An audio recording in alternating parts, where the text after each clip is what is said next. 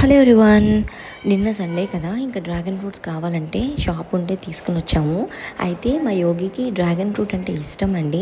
ఇష్టం అయితే తింటాం కదా, కానీ మా యోగికి తినే ఇష్టం కాదు, చూసే ఇష్టం. దానికి కలర్ నచ్చినట్టుంది బాగా.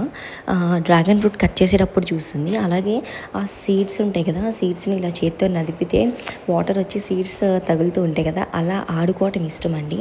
ఈ ఫ్రూట్ అయితే అస్సలు తినదు, ఎందుకో నాకు తెలీదు. తింటానంటది కానీ తినకుండా చాలా మొండికేస్తుందండి.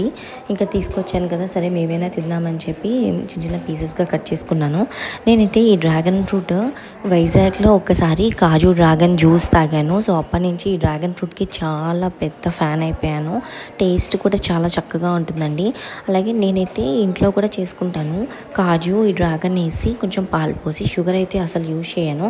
ఇదే తీయగా ఉంటుంది కదా, సో సరిపోతుంది అన్నట్లు జ్యూస్ చేసుకుంటాను. యోగి కూడా జ్యూస్ చేసిస్తే తాగుతుందేమో, నెక్స్ట్ టైం ట్రై చేయాలి. ప్రజెంట్ అయితే చిన్న చిన్న పీసెస్గా కట్ చేసేసాను.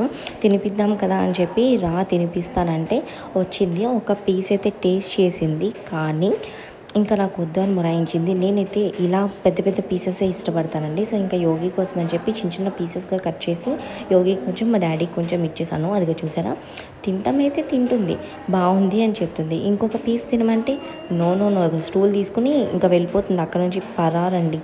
మరి మీలో ఎంతమందికి డ్రాగన్ ఫ్రూట్ అంటే ఇష్టమో కామెంట్ చేయండి.